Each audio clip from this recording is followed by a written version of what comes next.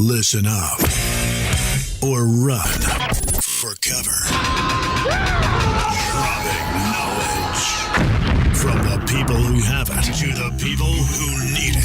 The real Brad Lee is dropping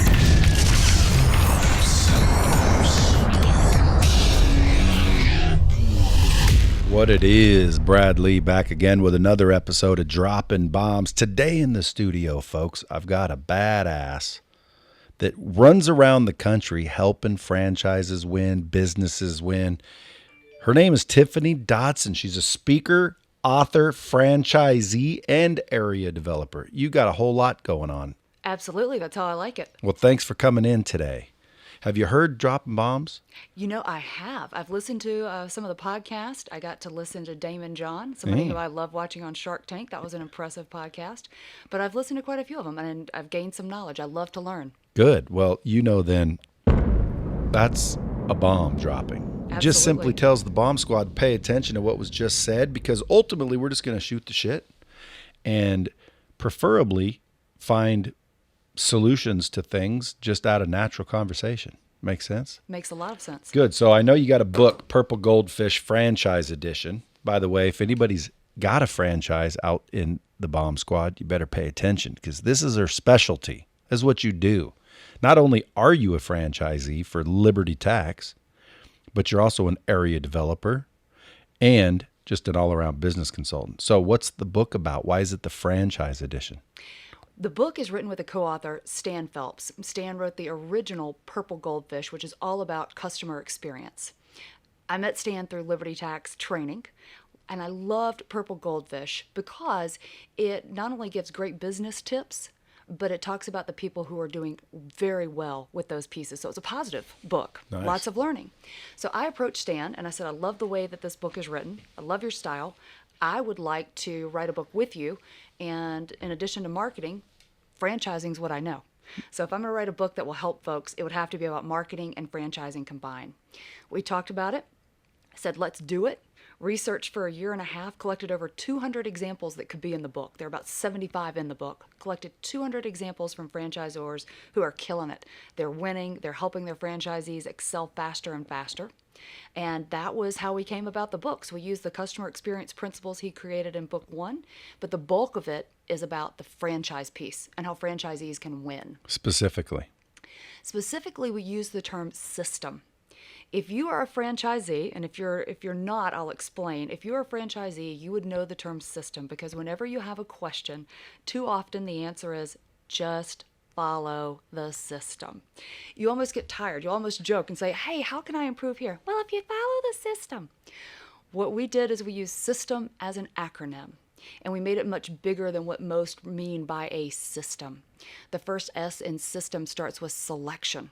It's about selecting the right people. And doesn't that apply anywhere? Great people help you win. Come on now, kids. Pay attention. So the first S is about system.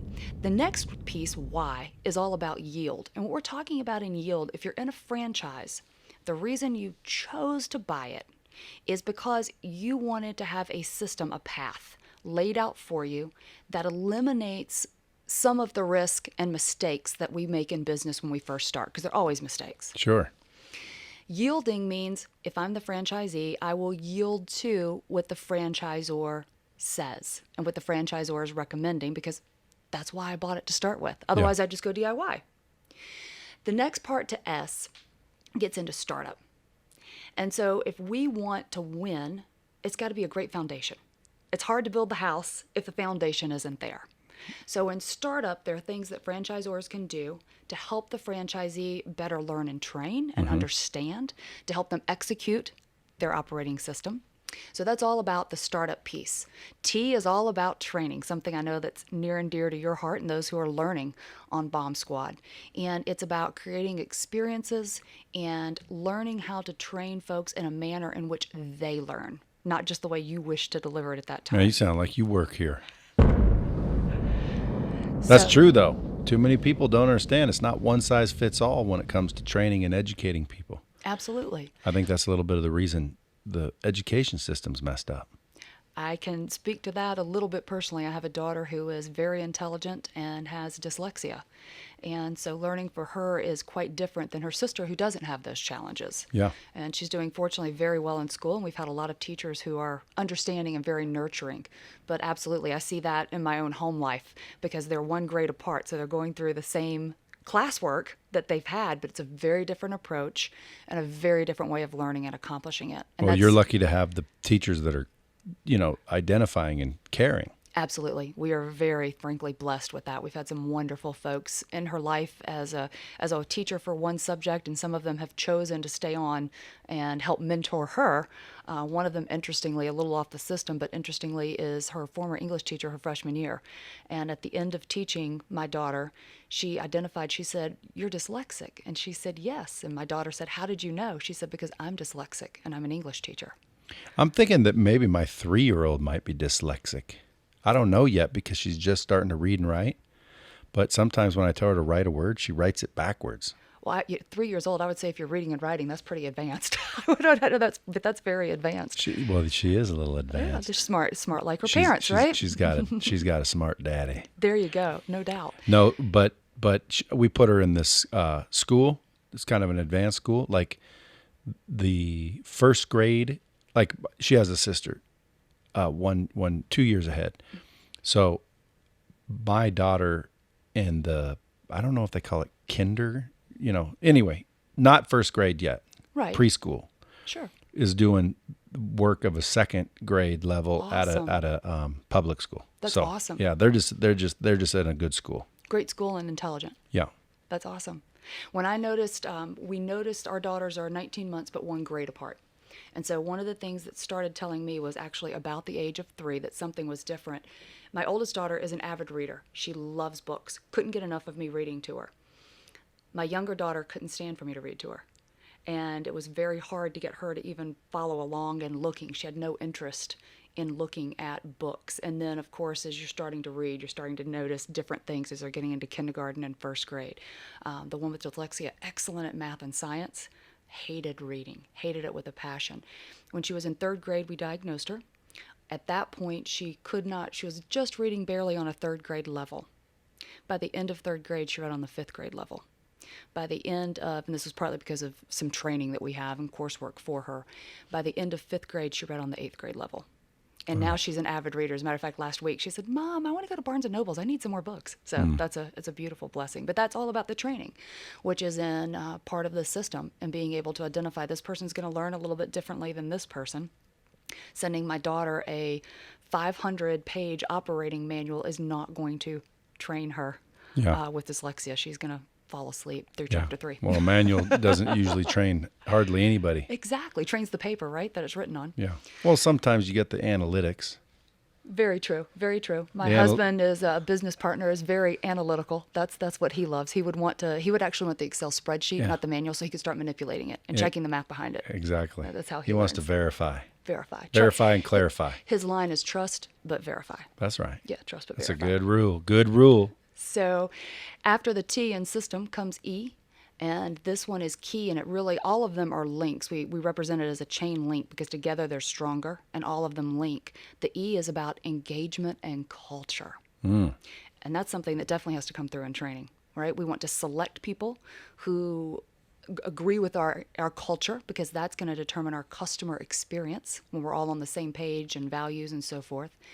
And also it's going to help with engagement because if we all feel like we're part of the same thing, we want to have different ideas and experiences, but if we all basically have the same work ethic, values, and so forth, we're going to come together and probably produce a lot better and a lot better customer experience. And the M part comes into manage. So we want to be able to manage the business. What are the key performance indicators? How do we look at those? What is a key performance indicator? Performance indicator. Every business will have a key performance indicators. And what that means is if you think about everybody uses the term peeling back the onion. This is the front layer of the onion. For example, in the retail tax business, I look sometimes hourly, depending on how busy we are, at the number of tax returns we're doing, at what some industries call ticket price. In our case, it's the average price per return, and the number of labor hours that I'm utilizing to complete those returns. Those are the first three things I go to. If something is off in one of those, then I start peeling back of why is this off? I don't have the volume that I wanted. My return count's not where it's supposed to be. What's going on? So that's where you start looking at various factors that control return account. My pricing isn't where it's supposed to be. Am I overcharging? Well, I'm not going to have retention. Customers are going to be angry. What do I need to do to reset and fix that? Where did it get off track? Yep.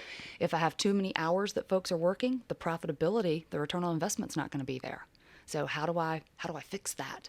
So key performance indicators, and it varies by business. For example, if we were talking about a convenience store, often they're going to look at sales per square foot as one of the indicators. I'm sure there's a productivity piece there as well, and an average ticket piece. What am I ringing up on average? So knowing whether you're a franchise, if you're a franchisee, your franchisor should be telling you these are the key performance indicators that you're going to measure, and they should have some type of tool in place to help you measure those. If you're starting a business, then you need to determine what are the key performance indicators, because if these three things are off, I'm losing my shirt. Yep. And I also need to know then what factors drive those, so I can go back and peel back that onion and determine if I'm way ahead and winning, fabulous. How can I keep doing this? What's working so well? And then part of the beauty of a franchise, the next step would be with engagement and culture is sharing that with others.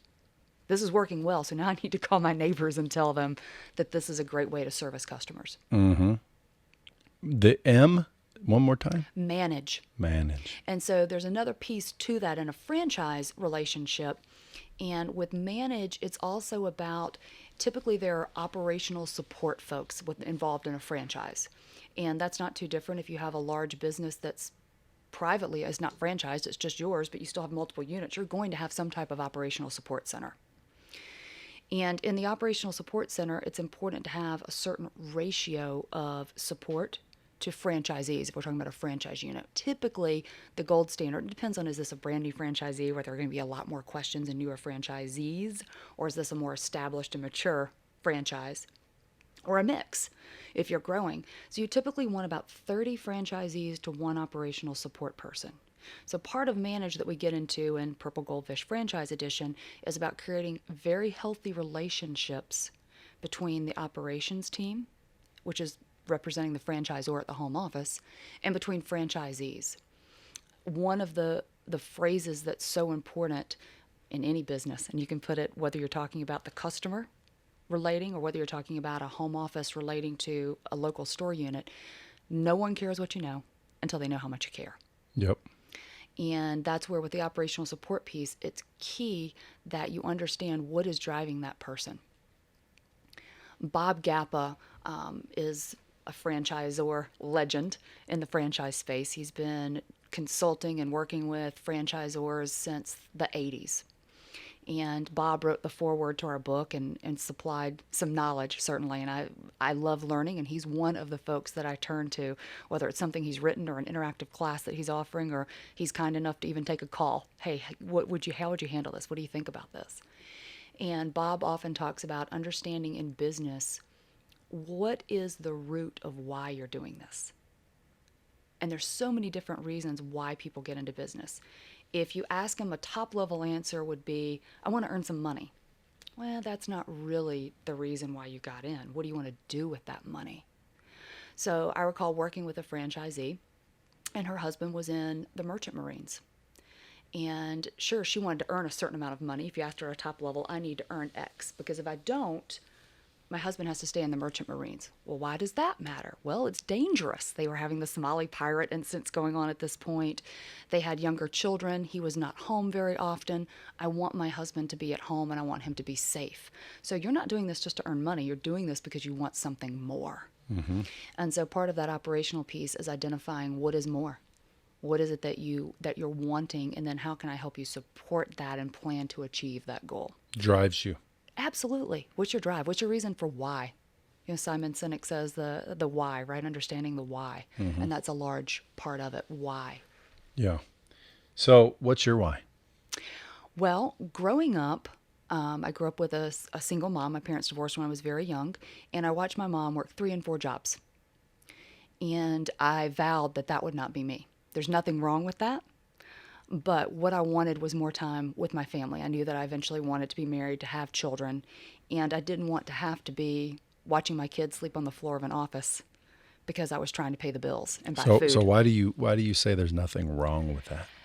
Well, I'm not trying to condemn someone who is currently See? working 4 See? jobs. Let me do it. Folks, there is something wrong with that. There is something wrong with it. It doesn't mean that makes you a bad person. It means there is something wrong with it. You should try to get away from being a single mom with 3 or 4 jobs. If that's what you have to do, there's nothing wrong with doing what needs to be done to take care of business, but there is something wrong with it. And as soon as you recognize it and as soon as you acknowledge it, you start to figure out a path out of it. But when people think there's nothing wrong with it, they just sit there and they assume and kind of think that's how you do it. Well, no, there is something wrong with it. You shouldn't be doing that. The question is how do you stop? And that's why we try to get the knowledge from the people who have it to the people who need it. Because if you have 4 or 5 jobs as a single mother, it's because you don't know how to get it done any other way. That's why. It's not because someone wants to. No one wants to. Yeah, to so be that's why I gone. say there is something wrong with that. See, I get a lot of guests, and a lot of them are all nice, especially the ones from down south. Which I am. They don't want to upset anybody. I'll upset you because sometimes that's what needs to happen for you to get off your ass and do something different. Because if you don't do anything different, guess what?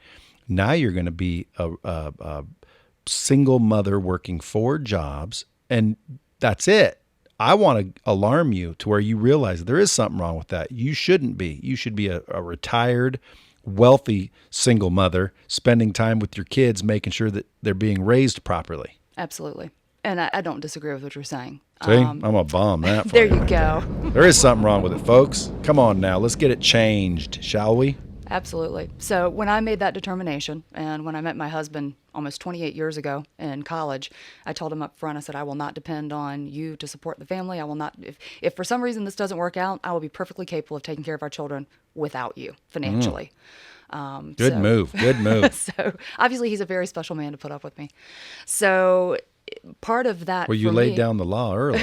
Hey, this is what it is. If you don't like it, it's cool, right? I always Move say on. it's never the horse. It's always the jockey. There you go. There you go. So from that, for me, one of the keys that I determined was learning. And part of that for me was, thank you. Part of that for me, learning was college and a master's in business administration. Woo. Part of that for me was identifying mentors at an early age. And I was lucky that I had several wonderful folks who have taken me under their wing, still keep in touch with them 25 years later. They helped me form some of my business ideas. They saw the work ethic and the ability to grow and learn. Mm-hmm. And so they helped me in understanding business and how to maneuver in business, and gave me a lot of tips so that I would avoid mistakes that they had made coming up, or perhaps that their mentors had kept them from making. Yep. So I've always looked for mentors. There's always someone out there who has probably more experience, or at least has a piece of experience that they can add to what you're trying to do. Yeah. And for me, learning has enabled me to be the first person in my family to have a college degree, to own businesses and operate them. And part of that, too, is taking people with me. Certainly, I wouldn't be successful if I didn't have a great group of folks who work in my tax offices, who help me in the area development right, who are partners as franchisees with Liberty, or certainly my co-author, Stan, who showed me, here's how we're going to write this book. I've done this like 9 times. Watch how this works. Have you ever heard it's lonely at the top? I have heard that phrase before. Well, there's some truth to it, but here's what I say. It's only lonely at the top if you don't help anyone else get there. I think that's very valuable. And I would also say if you have a great team around you that is helping you propel that, then perhaps it's not as lonely, because if you have the right people working with you, and that's why I say people like, who works for you? Nobody's working for me, they're working with me. I may sign the paycheck, but that's not the point. The point is that I fortunately have people who take an interest and they own the responsibilities in that business. And You got a good culture then. that's a huge part of it. And I've never asked the crew that works with me to do something that I personally wouldn't do. And they've I do. Do like you? I personally would not clean toilets. I have done it in my office starting I out. will not do it, but I will ask the person I pay to do it. Well, of course, if you're paying them, they should do a great job. I won't do it. Or I got fired once because somebody apparently had a blowout in the bathroom. And I was working there, and they told me, hey, grab a mop. There's a problem in the bathroom. I grabbed the mop. I go in there thinking, maybe there's vomit or something. No, it wasn't vomit. It was the whole deal, if you know what I mean. And I said, oh, no. I'm not touching that. And they're like, what are you talking about? And I said, I'm not doing that. They said, what are you talking about? Like, you want to get fired? I'm like, can't be fired because I quit. Take your mop, take your broom, pass. I ain't cleaning that up, period. And I still won't. When it comes to diapers, I barely do those. I told my wife too. We have kids, diapers yours. She agreed. It was an agreement prior to. I did get stuck a couple times doing it, and I'll do it if I have to, but somebody else's, no. So anytime someone says I won't tell my employees to do something I won't do, I always say I will. Cleaning the bathroom's one of them. I won't do that. But I get your point.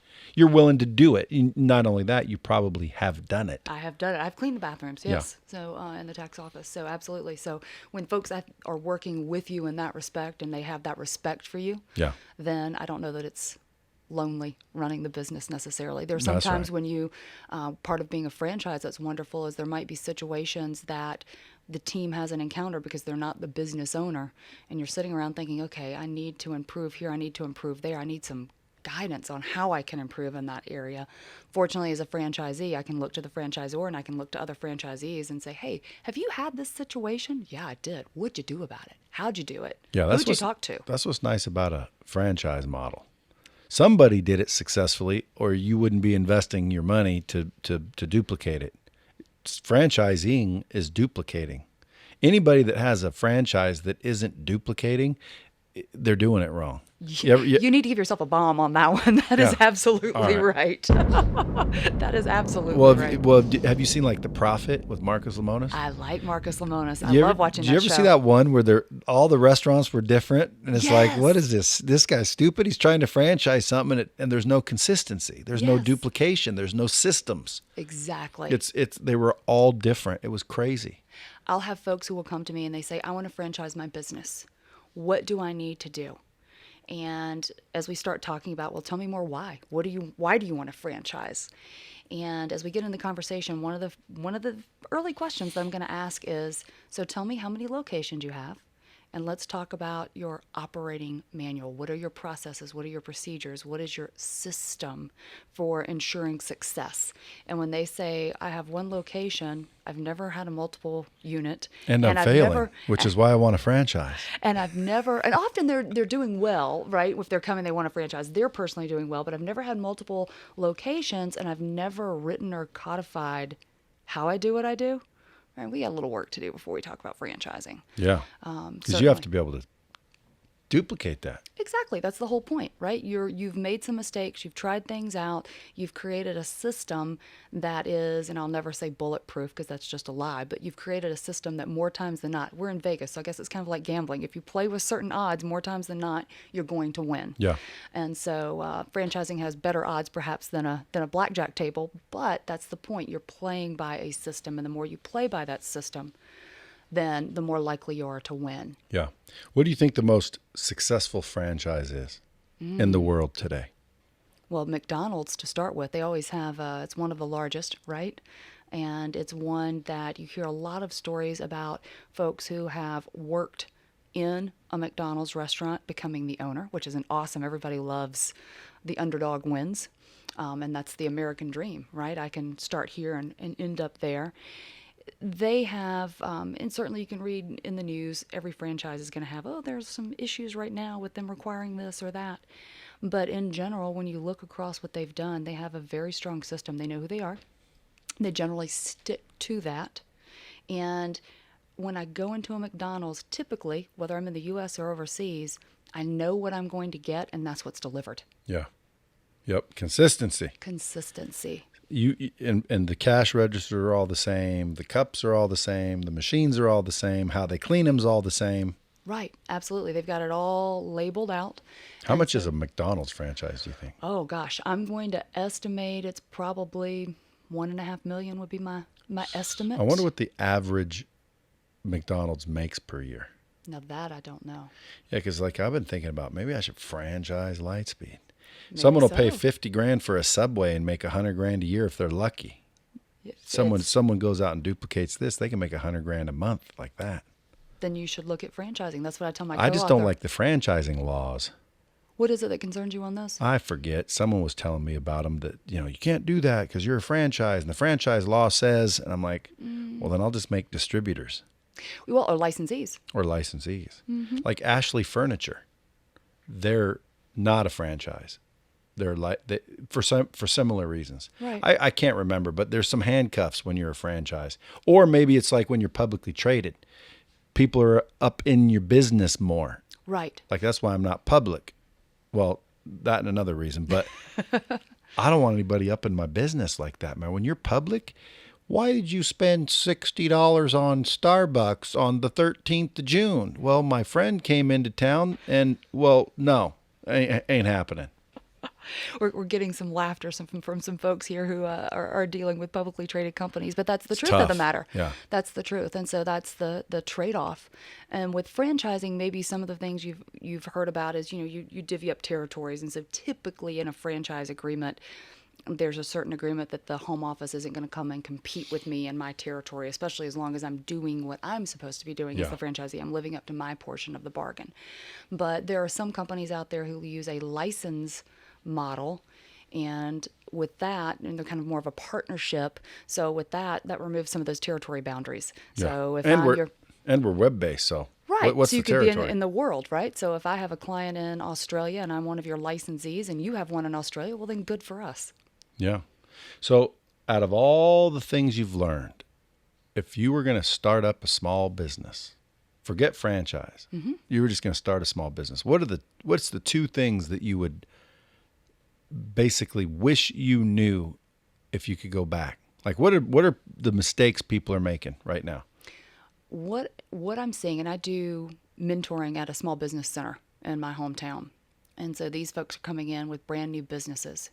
And the biggest thing that they don't realize, and the Small Business Administration has a statistic, over 50% of the time when a small business fails, is because they failed to appropriately plan for cash flow. And I will tell you, even in some franchises, there's a situation where just because you're buying a franchise doesn't mean that you're an accounting expert.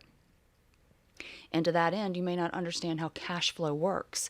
And so you look and you see, well, if I get to the end of this project, right, if you think about like construction, when I sell this house, I'm going to make X. But what you don't calculate is how much money you're going to need as you're going through. And so sure, you could sell it, maybe you even have a buyer, but if you can't do it because you don't have the funds to do it, you're never going to make the profit. So a lot of small businesses go under, not because they don't have a great idea or the willpower to make it happen. They're not well funded and they didn't plan for the cash flow that's necessary to win. Right. Well, do you know the remedy for that? The remedy for that is plan ahead and have cash. Sales. Oh, absolutely. Sales can. But think of it this way. If we had a product that was, if we were just starting out, and I think even Damon John talked about, right, what he had to do to go and get money to manufacture clothes. He would have people make an order, and he had his house on the line. It sounded like he found someone who was willing to back him along the way.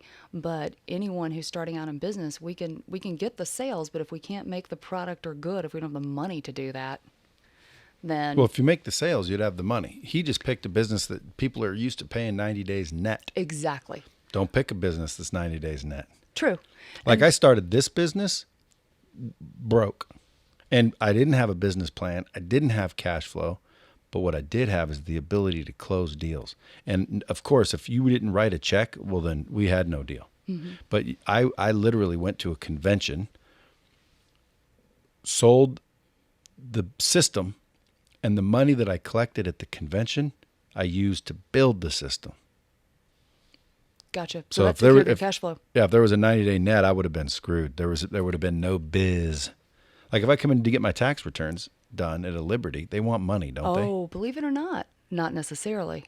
Really? So in the retail tax preparation industry, our competitors do the same thing. Some of our clients are not able to pay for the tax preparation fees. They're taken from the refund. So you can have a client that comes in January 15th, and let's say they have all their documents, they're ready to file.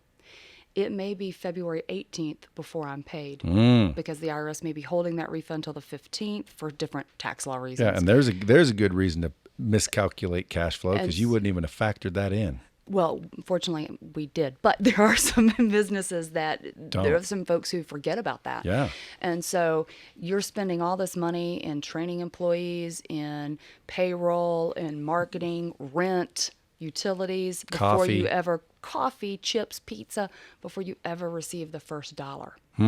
So cash flow is, in our industry at least, it's an important consideration. Cash flow. What would be the second one? The second one would be so often, and I think about this a lot in my business, but my background is marketing and brand management, so I tend to think about the marketing side of things. Customer experience is something that now is a buzzword. People say it's the new frontier. 90% of decisions will be made based on customer experience, which I don't disagree with. But really and truly, at the end of the day, it's always been about how the customer feels their emotional connection to that business. So I spend a lot of time in my businesses thinking about the end user and the end customer and what they're wanting, how you can over-deliver. There is no meeting expectations. There's only exceeding them if you want to keep the customer long term. And sometimes businesses think about rules and themselves, especially small businesses, about rules and what they need as the owner, and they think about the end customer last. I always laugh when I go into businesses and stores and they have all these signs, especially the lovely handwritten ones, posted all over the walls. Don't touch this. Don't use this key for the bathroom. Don't put your money here. You know, they have all of these rules, and I'm thinking, am I here because you're paying me to buy this, or am I paying you to buy this? And so thinking more about the customer experience and how that's going to translate. I mean, let's face it, when you go into a business that treats you well, typically your employees are on pace with that in the culture. They're probably treated well as well. And it just makes for a more delightful experience for everyone. Yeah. The people who work there are happier. The people who are shopping or using that service are happier. The owner's probably happier because there are less problems. Yep. And really and truly, customer experience in some cases doesn't cost you a dime. Just a little bit of knowledge. Exactly. It can be absolutely free. I have a franchisee who once told me she landed a large client for her in the tax preparation service. And he'd come to her for about 5 or 6 years. And he looked at her and he said, "Do you know why I'm loyal to you?" And she had her own ideas of why. Well, I do an excellent job. I'm accurate. But of course she kept it to herself and she said, "Tell me, please, why?" He said, "The first time I came in, you pulled the chair out for me so that I could sit down easily. And I thought, if you thought that through so much that you were worried about my comfort, how much more care to the detail of my tax return will you take?" And he goes, "It's why." Now, how much did it cost her to pull out a chair? Nothing. Nothing. And the opposite is also true. Customer service, not doing it, is very expensive. Exactly. So sometimes it's absolutely free to do it, but it's never free not to do it. Absolutely. It can cost 50% more to get a new customer than just retain the one you already have. I guess that's the old bird in the bush is worth 2 in the hand, so to speak. Yeah, I always say, damn it, I had 2 things going through my head at once, and they both exploded. Oh, no. Say what you said before. Talking about a bird in the bush is worth 2 in the hand, that it costs up to 50% more to acquire a new customer than just keep the one you already have that's loyal and buying from you. Oh, I remember now. So I was going to say training's very similar because a lot of companies don't train. And I'm not talking about the ones that expose either. Some of them don't do either. And I always tell people, if you don't train your employees, your customers will. And that is not a good thing. You don't want your customers training your employees. Exactly. A lot of the, I forget who said it, but somebody said there was a CFO and a CEO talking, and the CFO said, "Well, what happens if we invest all this money training and they leave?" And the CEO said, "What if we don't and they stay?" Yes, I've heard that. So accurate, isn't it? Yeah. People, for some reason, and I think it's changing because, again, we're in the training space. So I start to see it's growing 3 to 5 times. It's about to explode industry-wise, online especially because it's so effective and scalable and it's just better. Plus all the millennials and the baby boomer, not the boomers, Gen Y. Gen Y. They're coming up and there's even Xers now. I forget what the kids are, but If you don't start figuring out what they want, eventually you're going to be out of business anyway because they're the future. Absolutely. And you're talking about kids earlier, right? And kids and learning. A lot of what my kids do in high school, they go to a great high school, they take the advanced placement, the seminar courses and all that. A lot of what they do online. Well, yeah. I'm like, you're on your phone. I thought you were studying. I am, Mom. I'm doing this video. I'm learning, and then I've got to answer some questions and do this exercise to show what I've learned. 100%. Okay. And not only that, they're on Xboxes and iPhones. You log them into some crap system with some lame topics. You're going to end up killing the whole experience because you hit the button on the head. Experience. We don't show people how to create training or courses. We show them how to create experiences that just happen to train and educate employees, customers, fans. It doesn't matter. Businesses, owners, receptionists, janitors, doesn't matter. Walt Disney was famous for spending a lot of money on training their park sweepers. Did you ever hear that story? Yeah, I think I have. Yeah, someone said everything's very trained and intentional in Disney parks. Yeah, well, someone said, Walt, you're crazy. We're going to spend all this money training these people. They're sweeping the damn park at night. Are you crazy? It was like $11 million to train them all. And apparently someone came in afterwards, did the math, and it was like they saved $30 million in like injuries and off time because someone had a back problem and all this crap. And literally he spent $11 million. Everyone thought he was nuts. Saved $30 million that year in just workers' comp claims or something. You can Google it and figure out what exactly happened. But training's very, like your system acronym, training, I think, is very important. Selection's very important. You ever heard you don't train people to be nice, you just hire nice people? Absolutely. We say that in the tax industry. Believe it or not, when I'm hiring a new tax preparer, I can teach how to do taxes. I can teach that. That's not a problem. But what I can't teach you is how to like people. Yeah.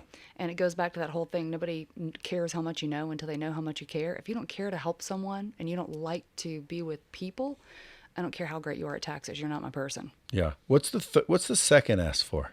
Startup. Startup. So when you look at startup, there are various factors that come into play. One of them, and this is where it is a link, and they do come back to play, one of it's obviously effective training. If I don't know what to do or how to do, then that's going to be a challenge. Yeah. But part of it with startup is laying that great foundation of processes and things to look at so that I'm measuring and I understand how my business works, and setting goals for that first period of by this amount of time in our industry, you should be here. By this amount of time, you should be here, and setting up those goals that can be realized by the new owner and monitoring that, which comes back into the yield piece, which is the key performance and measuring what you're doing. And also it has to do with investing in, if you're in a franchise, part of that system is you're shown where to invest to attract the customers, and it's making sure that appropriate investment happens. You have a lot of franchisors talking about, on the one hand, I don't want you to drop a bunch on day one, because now if all these people show up, what are you going to do?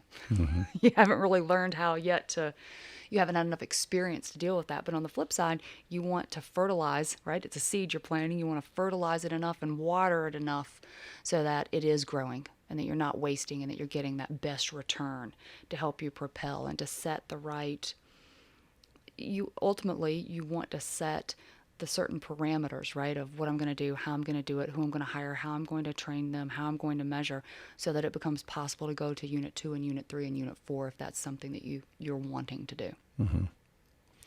It's almost, yeah, that makes a lot of sense. And with a franchise, too, if your startup is rocky, the taste that's left in the franchisee's mouth, they're not going to expand. Yeah. They're not going to want to. And not only that, but usually there's a lot of competitors. So, sure. If you don't keep them happy, they're just going to go somewhere else. If I'm coming into Liberty and you guys piss me off, I'm just go to H&R Block. Right. And then if they piss me off, I'll just go to the next one. Exactly. And eventually I'll find the little local one. I don't really care. It's tax preparation. And that's another thing that brings up differentiation. So like if I started a tax preparation firm, I think I'd quickly grow because I would train my people to explain the difference between H&R Block, Liberty, and the rest of them. And Sure. and here we show you how not to pay. They'll just prepare the taxes. We will show you and educate you how not to pay them at all. It comes down. It's called go to jail tax service. No, just joking. But seriously, because when I go into these places, like, look, I personally overpay taxes. It's crazy. And I've got the goal to be the highest taxpayer in the United States. I would love to be that person. I understand. However, I want a tax preparer to come in and say, dude, you didn't claim this, you didn't claim this, you didn't claim that. Do you realize all you have to do is go register for that and file for that, and you qualify for that, and your tax liability would be 30 grand saved. It only cost you 2 grand to do it. Like, where's the loophole preparers? Is that Liberty? Well, you probably can't say. Well, But I want a loophole person, meaning, hey, I don't want to break the law. But I definitely want to know the rules. Like, for example, and he's a CPA. Let me ask you this question. Is a loan taxable? That you received? Yeah. No. No. Right. So the answer is no. Now, that's the law. I didn't make it, but now that I know, what can I do with that information? Well, how about you do this, this, and this, and loan this money to yourself, and then as long as it's paid back in this way, you don't have to pay taxes on it, and you get 10 years of tax-free income. Like, that's the tax place I want to go. They'll show me how to use the tax laws to my advantage and expose the areas that I should be exposed to. And that's absolutely what Liberty, that's how one of the ways that we set ourselves apart, and that we interview the client very thoroughly to understand, what do you have going on? What, why are you making this move? Why are you making that move? Could you, example with the average American, could you put some in retirement? Because if you do, there's a retirement credit you may qualify for. So just maneuvers of that way, that if you don't speak to the client and talk to them, then you're not going to know enough about that person. And you think about CPA, you just drop your stuff off and you leave, right? And then the conversation is, sign here. But I've never had one call me and say, dude, you need to go do something. Like, I claim nothing. They're like, you didn't have dry cleaning? I'm like, well, yeah. Well, you can write that off. All right, good. Do you have any receipts? No. Well, we'll just leave it off. But guess what? I got audited for the first time in 20 years. Oh. Not one penny out of place. Good for you. You know why, though? No, that's bad for me. Why? Because that means I'm overpaying. Oh. Maybe it just means you're absolutely legal, right? Well, Absolutely I guarantee the tax preparer's like, dude, there's something wrong here. This dude ain't writing anything off. Like, he's the opposite of a tax cheat. He's a tax idiot. He's an overpayer. I'm an overpayer. You know why? Not because I don't care. Because when I go in to prepare my taxes, I want them simple. Look, here's what I made. Here's what they took. What do I owe? And then they try to ask me, well, and I'm like, dude, just tell me what I owe. I don't like it. See, this is one where I would be, if I were doing the return, I'd be beating my head on the desk going, please, can we go over your expenses? You've had to have some more expense. Let's seriously, what's going on here? But no, we like to sit down with the client and have a deep conversation about what they're doing, how they're doing it. If they tell us up front, hey, I'm thinking about opening up a business. A lot of them, it might be a small business. I'm thinking about opening a landscaping business. I'm thinking about opening a catering business. We'll go over and say, okay, these are probably some of the common expenses you'll have. Save those receipts. Here's how you'll parse them out. This is kind of advertising. This is more your food costs, that type of thing. Save the receipts. Yeah, you got to save the receipts. That's stupid. Well, my bank card that I use, or my credit card that I use, tracks where I bought it. Why I need a receipt? I need a piece of paper in 2019. Are you shitting me? Well, you can scan it in. Stupid. I shouldn't have to scan it in. I should give you my bank statement. Boom. They know exactly where that money went. Like, why do I need a piece of paper that, by the way, can be forged? Well, Because the IRS still uses fax machines. Do they really? Yeah. Holy moly. See, this is stupid. The government needs to speed it up. What do you think of the whole conspiracy that the IRS is a privately held company and blah, blah, blah, blah, blah?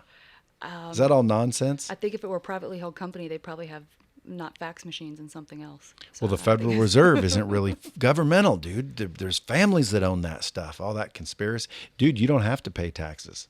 I've heard people say that. It's voluntary. Don't you know this? Just refuse. I always say, there's prisons are filled with people refusing. Exactly. That's what I was going to say. I refuse to go to prison, so therefore I pay. And I pay what I owe, and, you know. I like to pay taxes. My only problem is the way the government wastes it. Like, I think, this is why if I ever run for president, you better vote for me. I think, listen, taxes are cool. You guys won't like this next part. I think there should be flat tax. Oh. Yeah, like everyone pays 20%. There are no rules, so therefore I don't need liberty. So if I make... Why would I need liberty when it's 20%, period? You got 6 kids. Who gives a... So, shouldn't have been humping. At the end of the day, we're going to take 20% of your revenue. Now, what does that mean? Well, revenue, if that... all those rules are what makes it complicated. How much money did you get last year? $1 million. Give me 20% of it. Well, how much you get? $10. Give me 20% of it. That's number one. Flat. Because I agree we all should pitch in. But what are we pitching in for? I'm not pitching in so we can go bomb kids in Somalia to take their oil. Like, there should be full transparency of where our money goes. So it's like, hey, your money's going to better our schools. Cool. Better our roads. Cool. Better, feed some people. Good. Whatever. But there's no transparency. Where does all the money go? And by the way, it goes into a hole, doesn't it? Because our deficit's outgrowing our tax. So therefore, they're making up money. And if they're making it up, why not give us all tax-free living and then we'll spend more? Would you not?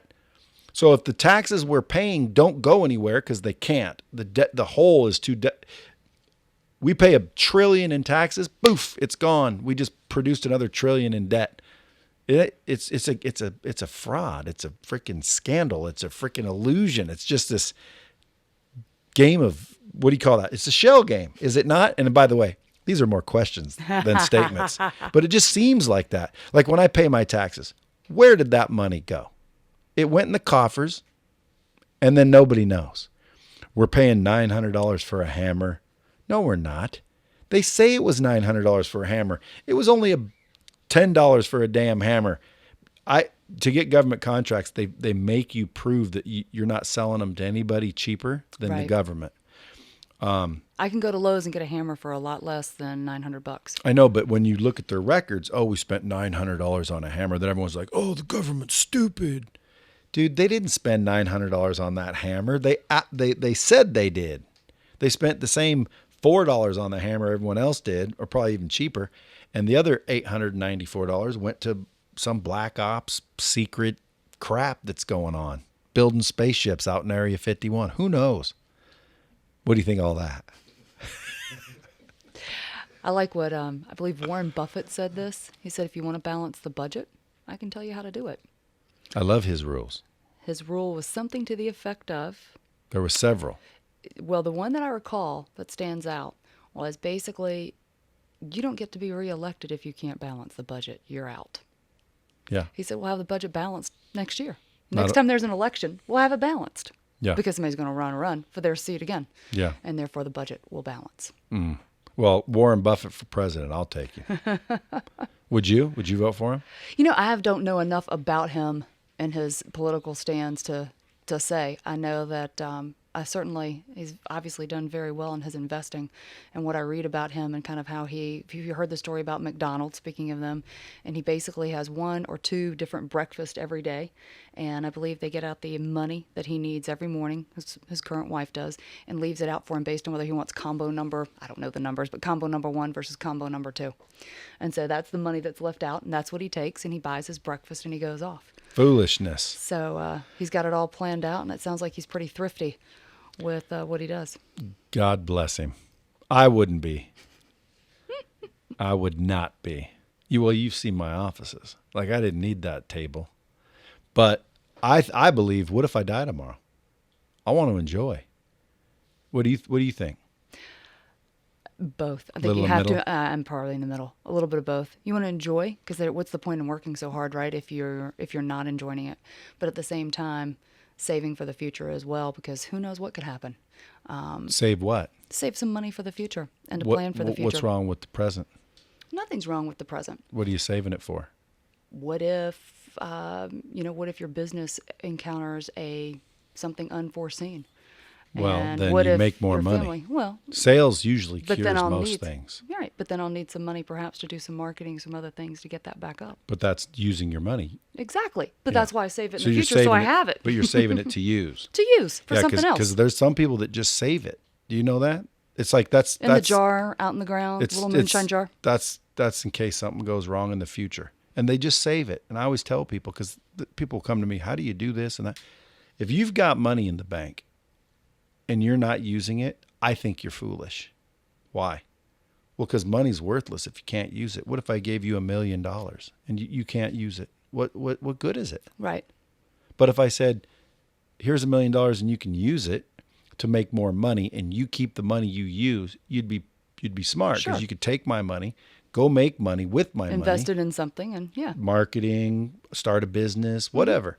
But now the money that it makes, you get to keep. You'd be excited. Why? Of course. Well, because that's called loans from doing banks. something. Yeah. Yeah. So anyone that's out there listening, if you got money saved, figure out how to use it. Because if it's not being used, it's worthless. You don't save it unless you're saving for Right. a use. I would agree with. What was the third one? You got cash flow. Oh, I thought we had two. So with two, I it thought- would be, I can come up with a third. Give Not me a a third. problem. Give me a So third. we've got cash flow as number one. Yep. Number two, we talked about customer experience Yeah. and that piece of it. Number three, and I touched on this a little bit earlier, it's about finding a mentor. And I'm gonna have to give you that, because that's what someone asked me the other day. If I could go back, what would I do? My answer wasn't find a mentor. It was seek knowledge faster. Like, I had to learn everything the damn hard way, and if I could go back, that's what I'd do. I'd seek knowledge faster, which is mentor knowledge, same thing to me. right, and it doesn't mean you only have one mentor. Folks think, oh, I have one mentor. No, I mean, you might have a mentor that's helping you in one area, a mentor that's helping you in another area. So a franchise, that's one of the reasons why I chose to franchise instead of DIY, because there is a built-in mentor and knowledge base, whether Yeah. it's the home office or whether it's your other franchisees. Yeah. When I worked, 9-to-5 job, wasn't 9 to 5, but when I worked in just regular corporate America, I was fortunate to always have someone who was mentoring me and helping me learn and grow and stretching me and exposing me to new opportunities to Yeah. learn. And at the end of the day, for me, that's very valuable. I want to learn. I want to grow. And if I'm not learning or growing, then it's not too exciting anymore. Yeah, it's boring. Right. I'm inquisitive and curious as well. I love to learn. I want to learn languages now. So Purple Goldfish, folks, where can they buy that? Amazon. It's on Kindle and Amazon. Go to Amazon, get Purple Goldfish Franchise Edition. What else can they do? You're an author, speaker. Where do you speak? Are you speaking pretty soon? I'll be speaking soon. It's a private event, but I'll be speaking for some franchisees who are wanting to know how to grow their business and how to multiply it quickly.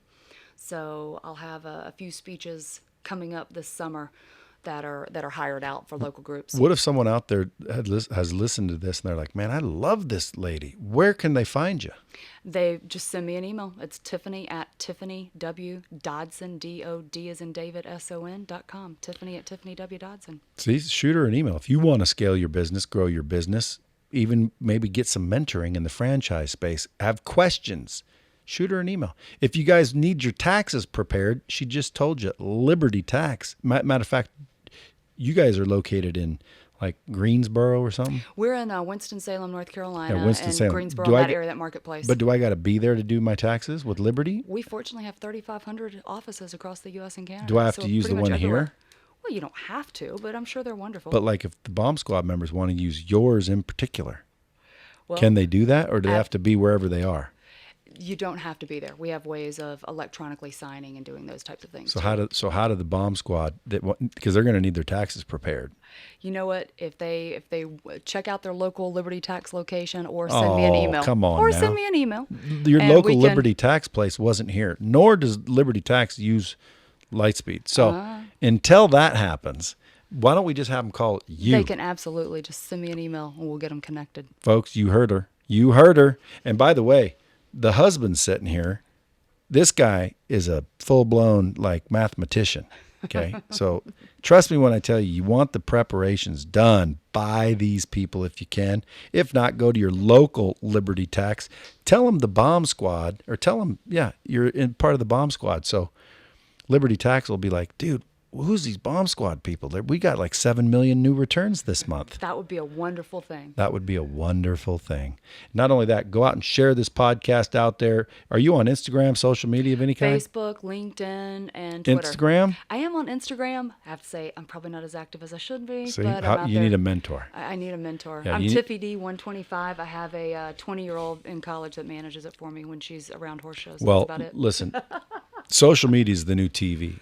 So when you start thinking about marketing, if you don't have an Instagram profile, a Facebook profile, social media profile, you're basically saying like, I don't want anyone to know who I am, because that is the new television. It's the new radio, and it's definitely something that you want to be a part of.